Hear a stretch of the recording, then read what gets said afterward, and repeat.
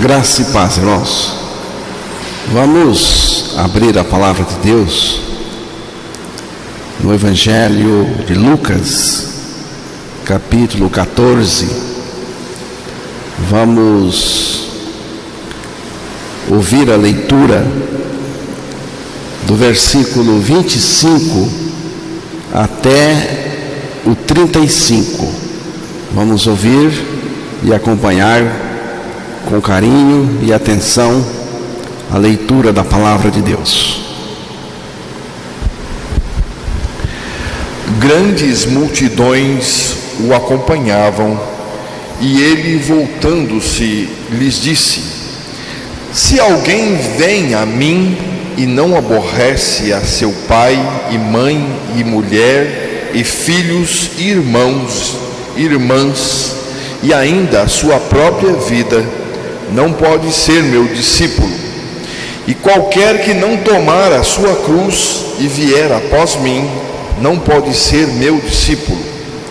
Pois qual de vós, pretendendo construir uma torre, não se assenta primeiro para calcular a despesa e verificar se tem os meios para a concluir? Para não suceder que, tendo lançado os alicerces e não a podendo acabar, todos os que a virem zombem dele, dizendo: Este homem começou a construir e não pôde acabar. Ou qual é o rei que, indo para combater outro rei, não se assenta primeiro para calcular se com 10.000 homens poderá enfrentar o que vem contra ele com 20.000? Caso contrário, estando outro ainda longe, envia-lhe uma embaixada pedindo condições de paz. Assim, pois, todo aquele que dentre vós não renuncia a tudo quanto tem, não pode ser meu discípulo. O sal é certamente bom, caso, porém, se torne insípido, como restaurar-lhe o sabor? Nem presta para a terra, nem mesmo para o monturo. Lançam-no fora. Quem tem ouvidos para ouvir, ouça.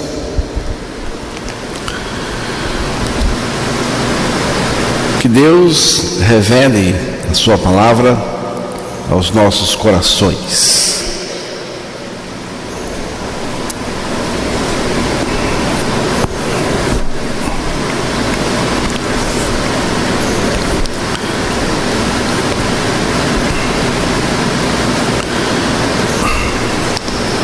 O que significa ser um discípulo de Cristo?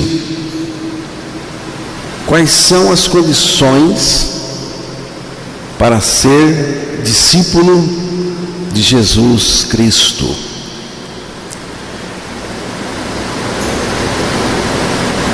Ora, ia com ele uma grande multidão, e voltando-se, disse-lhe. O texto começa mostrando que ia com Jesus uma grande multidão. Muita gente. Muitos líderes religiosos ficariam eufóricos em serem seguidos por uma multidão. Multidão mexe com o psiquismo das pessoas. Muita gente gera prestígio, sensação de importância, de realização e de sucesso. Tem gente que acha que muita gente é sinal que Deus está operando. Pouca gente é sinal que Deus abandonou, que Deus não está operando. Lucas capítulo 12 versículo 32. Não temais, ó pequenino rebanho, porque vosso Pai se agradou em dar-vos o seu reino. Não temais, ó pequenino rebanho. Jesus não estava preocupado com muita gente. Ele diz aos seus discípulos: não temais, ó pequenino rebanho, porque vosso Pai se agradou em dar-vos o seu reino. O Pai se agradou, é da vontade do Pai em dar o seu reino aos seus discípulos. Jesus também disse em Mateus 18, versículo 20, ele disse assim: porque onde estiverem 2 ou 3 reunidos em meu nome, ali estou no meio deles. Não é a quantidade de gente, mas a presença de Jesus. A presença de Jesus no centro, no meio, como sendo a centralidade de quem está reunido em seu nome. A relação de Jesus com a multidão até surpreende um pouco. Em Marcos capítulo 1, versículo 33 ao 38,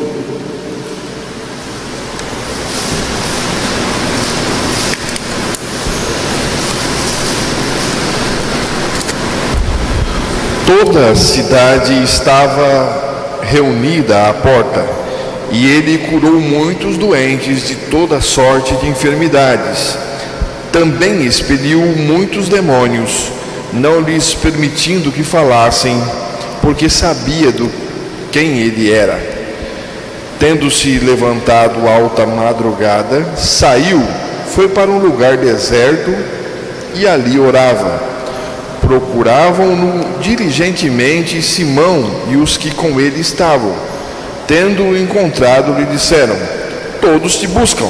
Jesus, porém, lhes disse: vamos a outros lugares, a povoações vizinhas, a fim de que eu pregue também ali, pois para isto é que eu vim.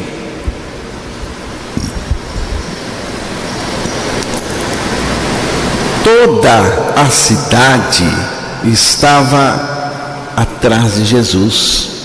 A cidade inteira, muita gente. Disseram para ele: todos te buscam. Jesus respondeu: vamos daqui, vamos embora. Mas, Senhor, tem uma multidão aí. Vamos embora. Jesus não estava preocupado com as multidões que o seguiam. Jesus estava interessado em salvar pessoas, indivíduos que ele veio buscar e salvar.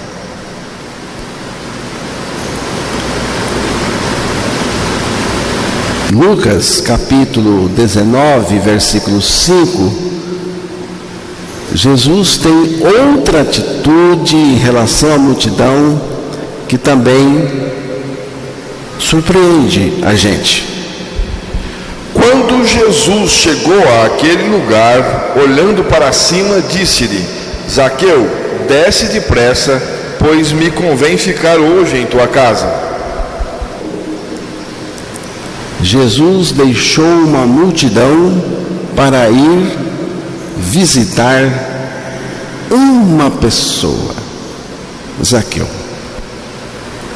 Jesus fez algo que eu acho maravilhoso. Ele trocou uma multidão por um homem, Zaqueu, e ainda o chamou pelo nome. Zaqueu estava empoleirado como galo no galho de uma árvore para ver Jesus.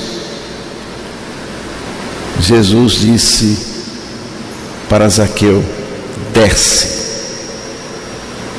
Tem que descer, tem que se render a Jesus. Jesus disse: me convém ficar hoje na tua casa. Me convém. Partiu de Jesus. Me convém. Eu quero ficar com você hoje.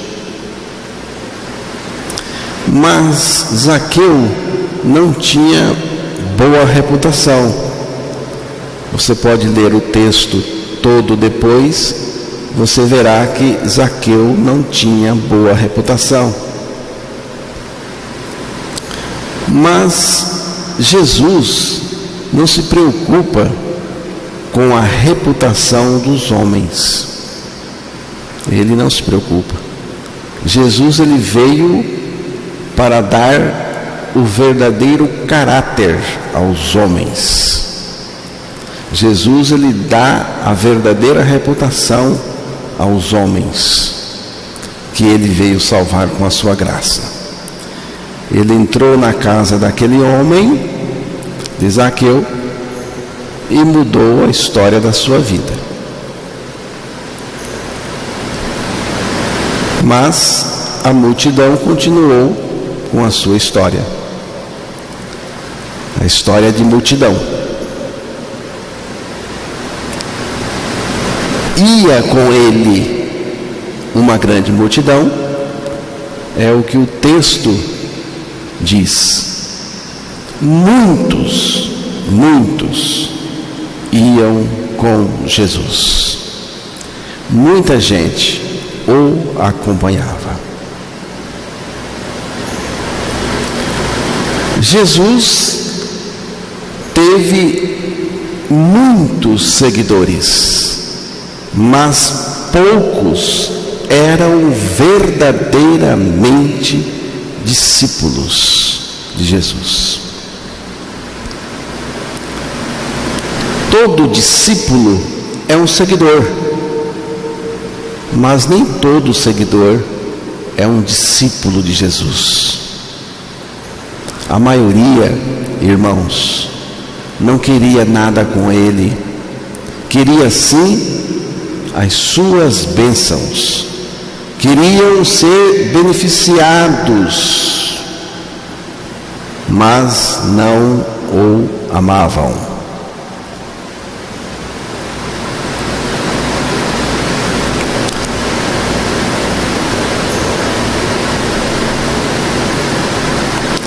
A maioria não tinha Jesus como aquele que é acima de tudo e acima de todos.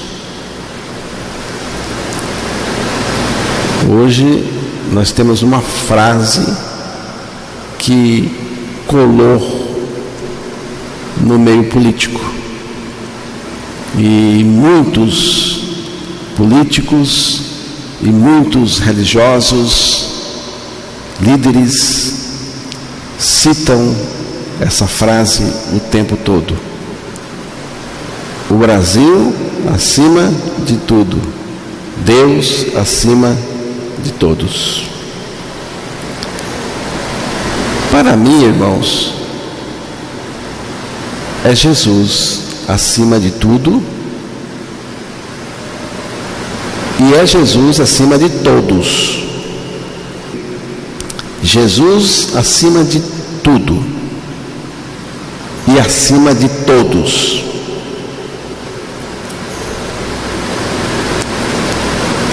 Então, a maioria da multidão buscava Jesus não pelo desejo de ter uma revelação da sua pessoa, mas para utilizá-lo, servir-se dele.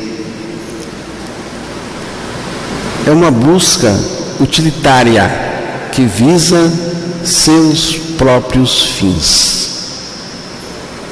Não é uma busca para servir de fato o Senhor, mas sim para servir-se do Senhor. Jesus detectou esse sentimento na maior parte da multidão. O sentimento não de conhecê-lo numa relação de amor e de obediência. Jesus era visto e continua hoje sendo visto por muitos como um meio para se conseguir realizar interesses egoístas. Queremos o alívio das nossas dificuldades. O que mais importa é fazer os pedidos e ver os desejos atendidos. O reino de Deus, irmãos, é de vital importância e não pode ser encarado assim. O reino de Deus não pode ser encarado levianamente. Muita gente seguia Jesus e segue do seu próprio modo, pelas suas condições, e não entende o que é ser um discípulo de fato de Jesus. Ora, ia com ele uma grande multidão, e voltando-se, disse-lhe. Jesus se virou para a multidão, voltou-se para a multidão que o seguia e disse: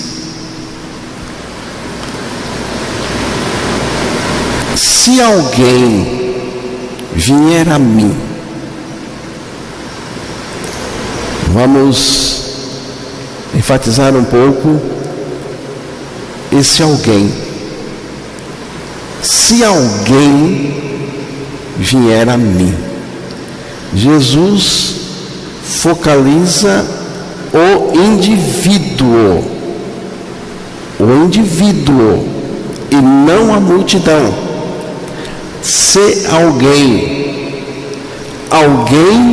não é a multidão, alguém é o indivíduo que Jesus quer fazer dele um discípulo. Ele está interessado em fazer discípulo. Ele voltou-se para a multidão e não. Ele voltou-se para a multidão, mas se dirigiu ao indivíduo. Se alguém. E esse alguém precisa entender uma coisa muito importante. O quê? Se alguém vem a mim e não aborrece a seu pai, mãe, e ainda a sua própria vida, não pode ser meu discípulo. Jesus colocou aqui duas condições. Jesus colocou aqui duas questões: a questão familiar e a questão da nossa própria vida. Se alguém vem a mim e não aborrece a seu pai, mãe, a questão familiar. Jesus não está sugerindo, Jesus não sugeriu que os homens deveriam ter ódio no coração para com o pai, mãe, mulher, filhos, irmãos e irmãs. Não. Longe disso. O que Jesus disse é que nenhuma consideração de laços familiares deve interferir entre o discípulo e o Senhor Jesus Cristo. É disso que ele está falando. Jesus está dizendo que o discípulo verdadeiro deve mostrar amor supremo por ele. Deve amar o Senhor Jesus acima de tudo e acima de todos. Nós amamos as pessoas, amamos a família, mas Jesus nós temos que amar em primeiro lugar, acima de tudo e de todos. Jesus é tudo. Ele tem que ser tudo para o seu discípulo. Ou ele é tudo, ou ele não é nada. É uma questão radical. Ser discípulo é uma questão radical. Não é brincadeira. É tudo ou é nada. Quando o assunto é Jesus, não se trata de somente amar menos os familiares, mas devemos também aborrecer profundamente a nossa própria vida. Agora aqui a coisa muda. A coisa muda aqui.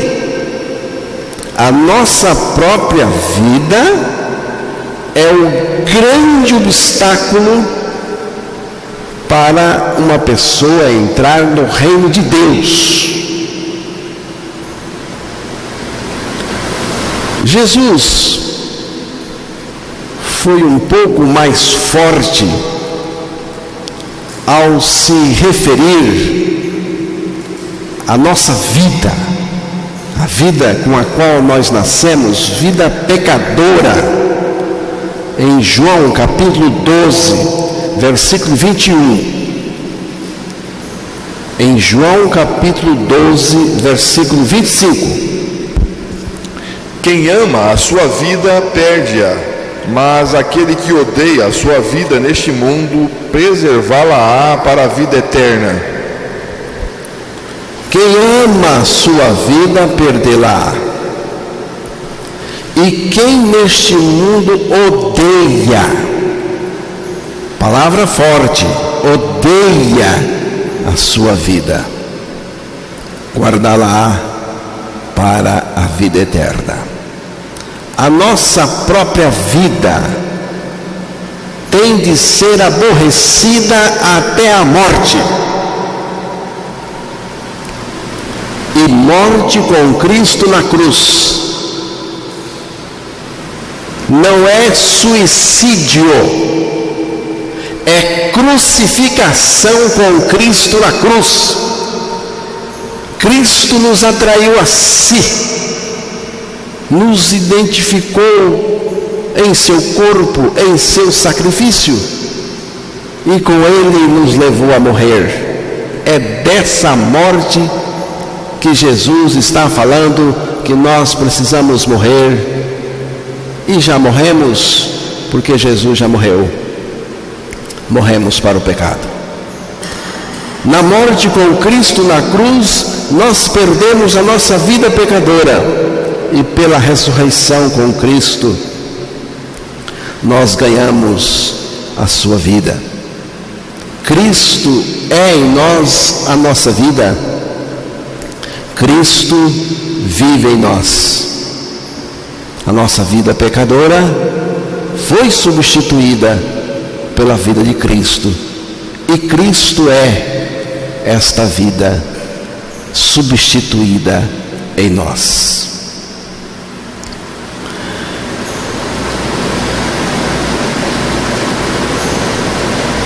Lucas 14, o versículo 27, vamos voltar lá, porque depois que Jesus falou que temos que aborrecer a nossa própria vida,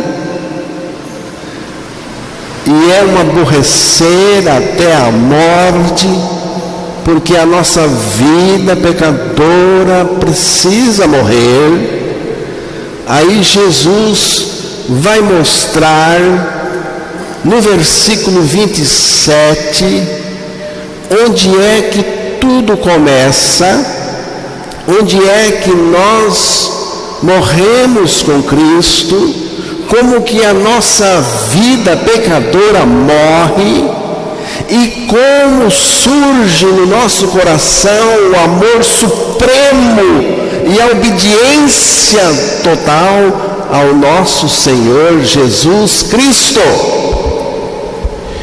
E qualquer que não tomar a sua cruz e vier após mim, não pode ser meu discípulo. Tinha multidão.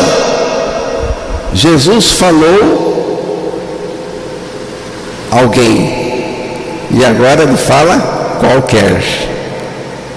E qualquer que não tomar a sua cruz e vier após mim, não pode ser meu discípulo. E qualquer que não tomar a sua cruz, cruz é morte, a morte de Jesus e a nossa morte em Jesus, porque em Jesus nós perdemos a nossa vida pecadora, na morte com Ele. E qualquer que não tomar a sua cruz e vier após mim, não pode ser meu discípulo. Jesus é fácil e preciso em suas palavras, não dando margem para interpretações equivocadas ou concessões. O que é ser um discípulo de Jesus, segundo o próprio Jesus?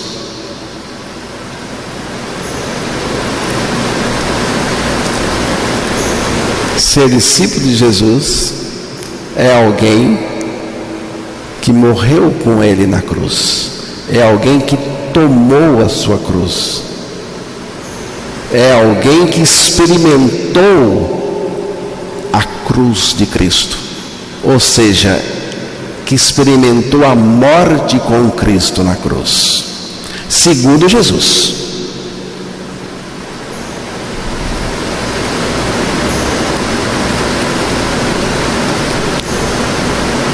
Preste atenção, Jesus não disse que discípulo é aquele que o segue, não foi isso que ele disse.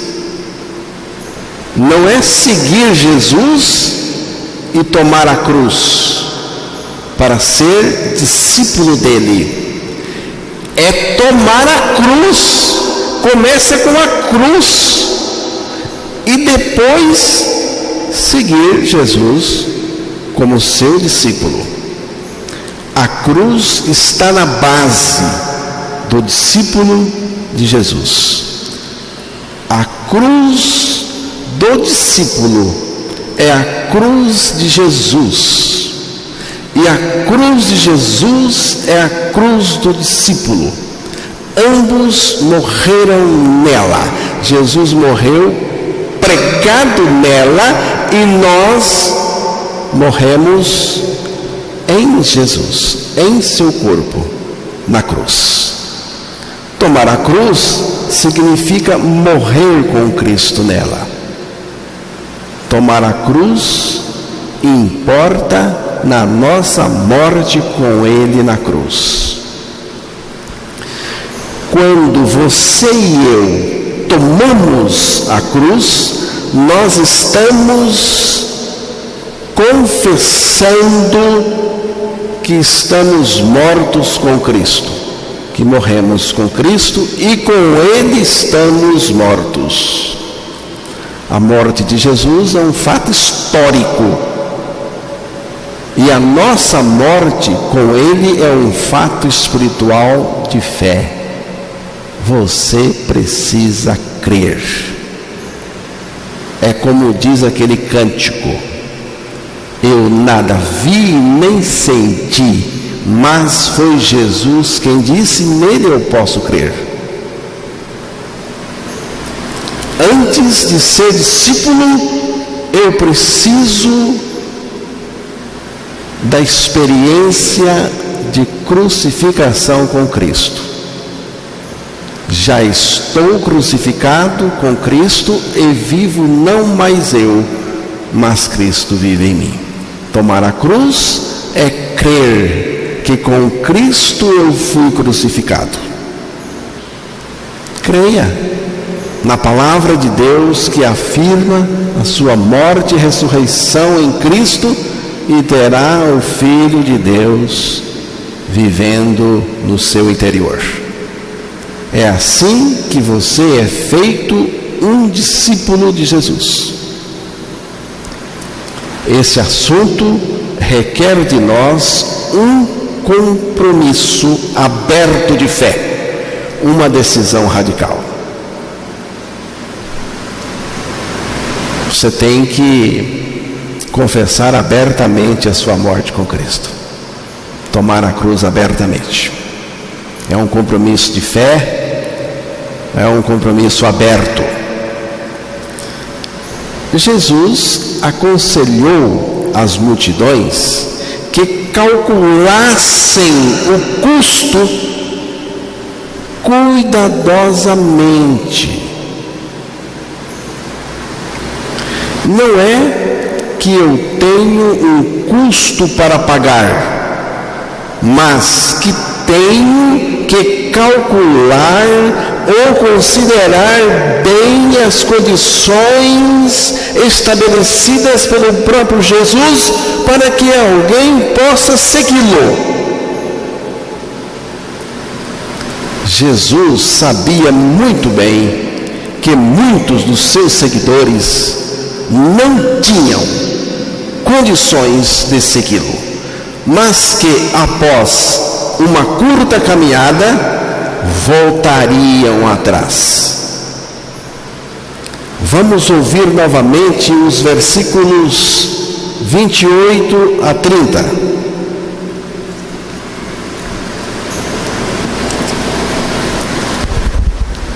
Pois qual de vós, pretendendo construir uma torre, não se assenta primeiro para calcular a despesa e verificar se tem os meios para a concluir?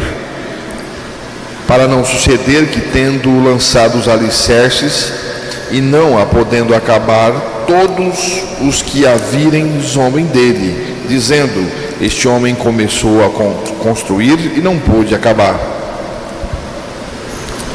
Depois que Jesus apresentou as condições, as suas condições Para que alguém possa ser seu discípulo, ele então usou duas ilustrações para enfatizar a necessidade de calcular o custo. Jesus comparou a vida cristã com um projeto de construção, e depois ele comparou a vida cristã com um combate, uma guerra. Antes de alguém começar a construir, é preciso fazer contas. Se tem condições, se tem recursos para começar e terminar. Jesus é fácil de entender e preciso em suas palavras. Você vai construir? Você tem que sentar e fazer contas. Você tem condições para começar e terminar? Tem recursos? O que significa calcular ou fazer contas dos gastos na experiência dos discípulos de Jesus? Significa o seguinte, preste atenção. Você já entendeu que a sua vida pecadora tem que morrer com Cristo? Já entendeu? Já considerou? Analisou? Você já avaliou que precisa tomar a cruz de Cristo para ser discípulo? Que não tem outro jeito? Ou toma a cruz ou toma a cruz? Já considerou? Você morreu com Cristo para o pecado? Você morreu com Cristo ou contornou a cruz? Pegou um atalho? Você já morreu com Cristo? Já ressuscitou com Cristo? Cristo é a sua vida? Cristo vive em você? Jesus Cristo está acima de tudo e acima de todos para você? Você o ama com amor supremo? Ele é o primeiro lugar para você? Ele tem de fato primazia em seu coração? Cristo é tudo para você? Você já compreendeu que seguir Jesus significa tudo isso? Ou você está emocionado? Você segue Jesus por um arroubo emocional? Você está atrás de Jesus para ser beneficiado por Ele? É só isso? Você entendeu o novo nascimento? Ou não entendeu nada?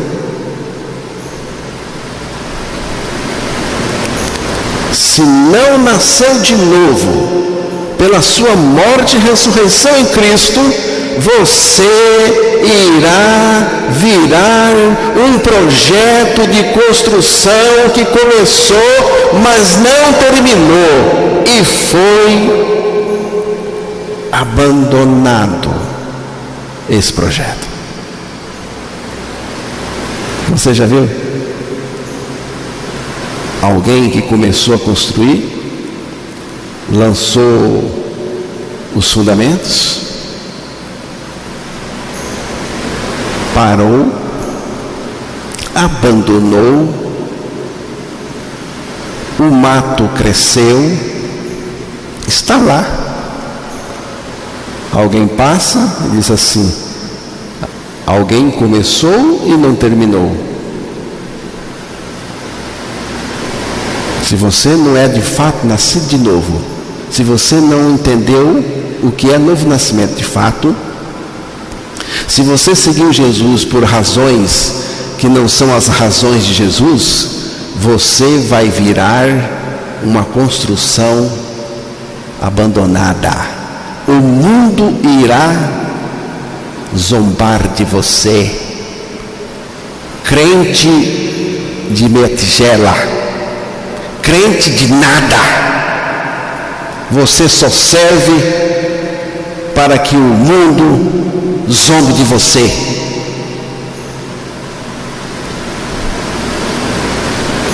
Tentar seguir Jesus sem a morte na cruz, sem a ressurreição com Ele, sem ter nascido de novo, só resulta nisso. Jesus também falou de um rei que, indo para combater outro rei, não se assenta primeiro para calcular se com 10.000 homens poderá enfrentar o que vem contra ele com 20.000. É a guerra, irmãos. Vida cristã não é festinha. Vida cristã não é férias. Vida cristã é um combate. Efésios capítulo 6, verso 12.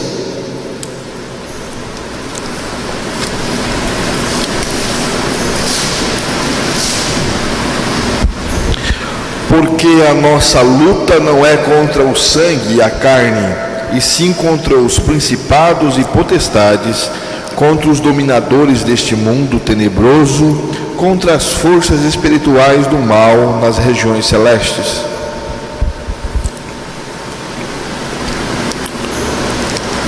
A nossa luta é contra os principados, as potestades, os príncipes das trevas deste mundo, deste século, contra as hostes espirituais da maldade nos lugares celestiais.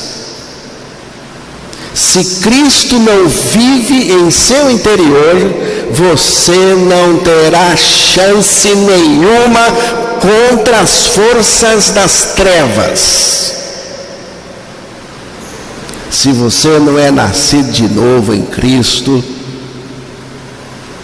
acabará enviando uma embaixada pedindo condições de paz ao inimigo.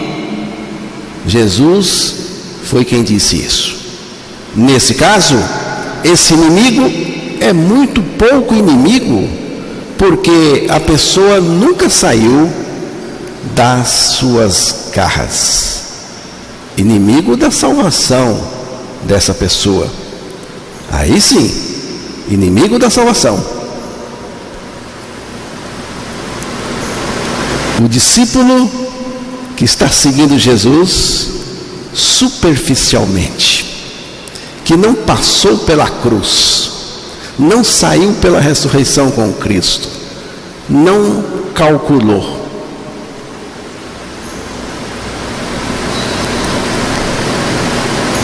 Agora virou aliado do inimigo, rendeu-se ao inimigo. Irmão Vavá, rendeu-se ao inimigo. Bandeira branca. Aceitou as condições do inimigo. Por que aceitou as condições do inimigo? Porque não tinha aceitado as condições de Cristo. É o que está acontecendo no cristianismo. Versículo 33 de Lucas 14. Irmãos, nós já estamos terminando.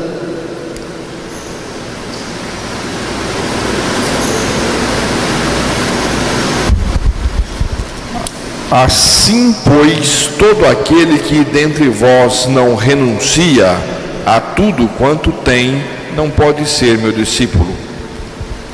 Assim, pois, todo aquele que dentre vós não renuncia a tudo quanto tem, não pode ser meu discípulo. Jesus não diz que a pessoa deve estar disposta a renunciar tudo. Antes, ele diz que a pessoa deve renunciar tudo. Para ser discípulo de Jesus, tem mesmo que renunciar tudo. Eu sou um crente disposto a renunciar tudo.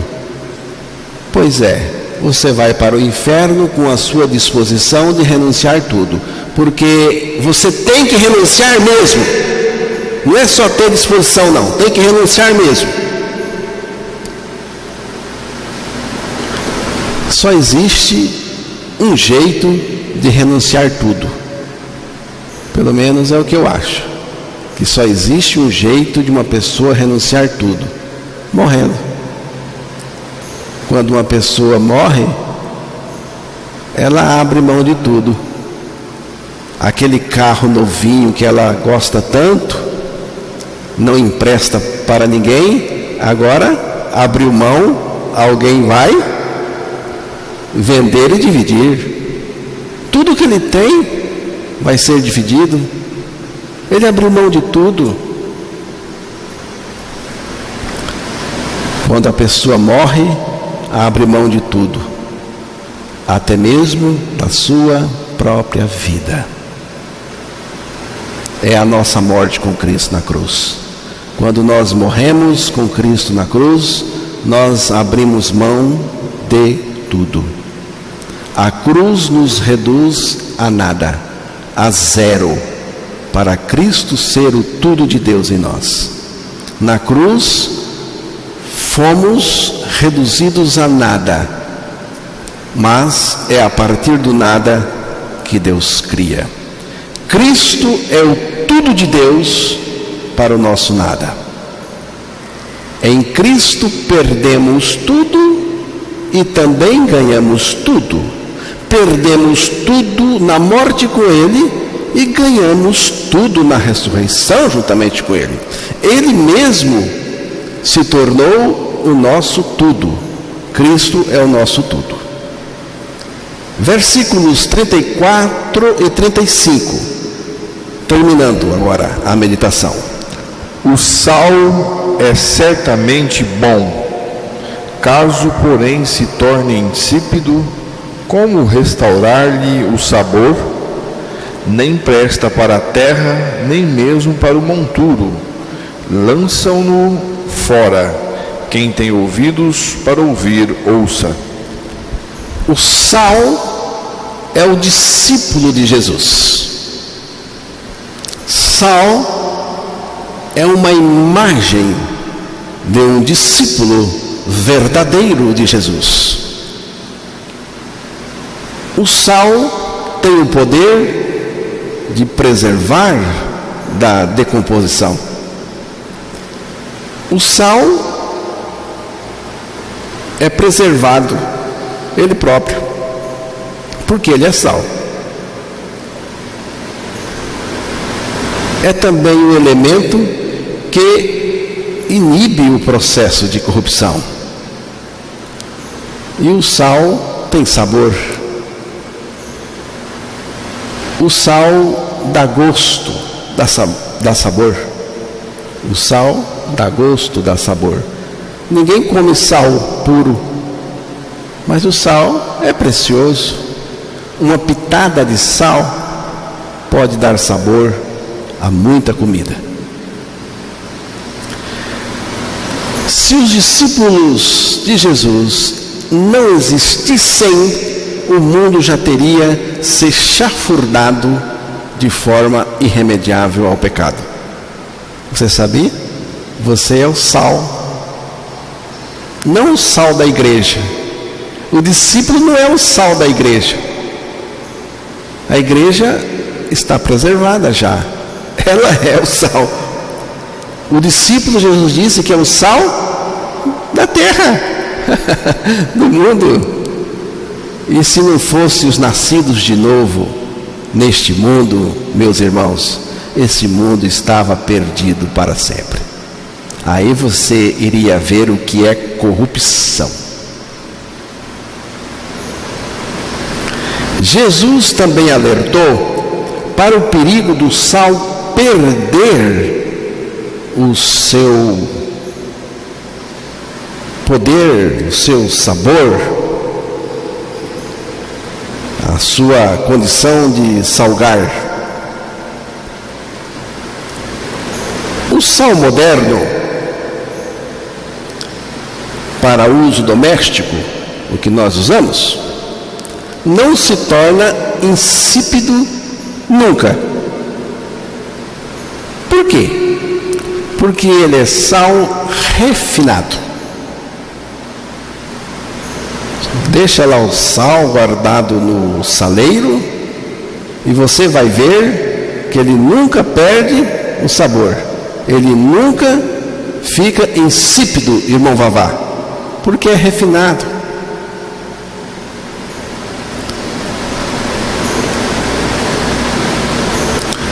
Mas, no tempo de Jesus, muitas vezes o sal era misturado com várias formas de impureza.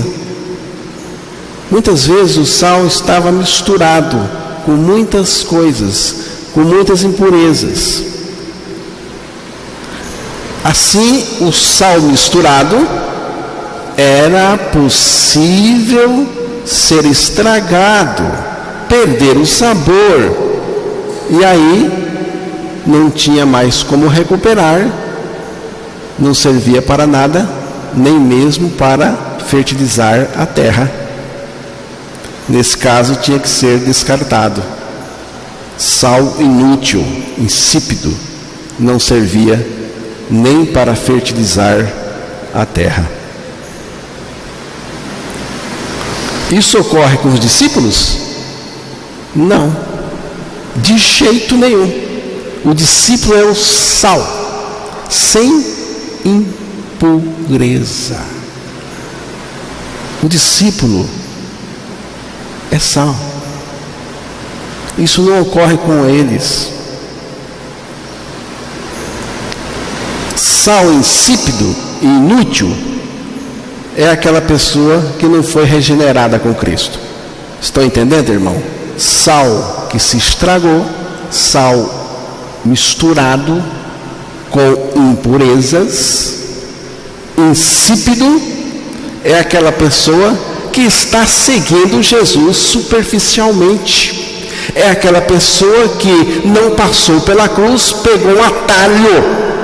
É aquela pessoa que não tem as condições estabelecidas de Cristo nela. Não foi liberta do pecado. Continua uma pessoa cheia de impurezas, cheia de iniquidade.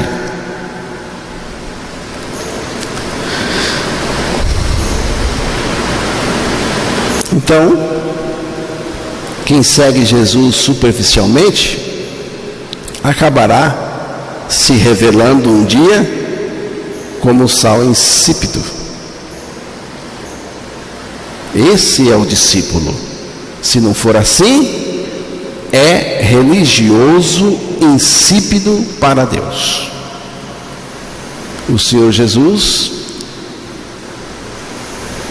terminou a mensagem sobre discípulos dizendo: quem tem ouvidos para ouvir, ouça. Está aí na parte final do versículo 35. Essas palavras significam que nem todos estão dispostos a seguir o Senhor Jesus Cristo nos termos do próprio Jesus. Significa que nem todo mundo está de fato seguindo Jesus da maneira como Jesus quer ser seguido. Como que Jesus quer ser seguido?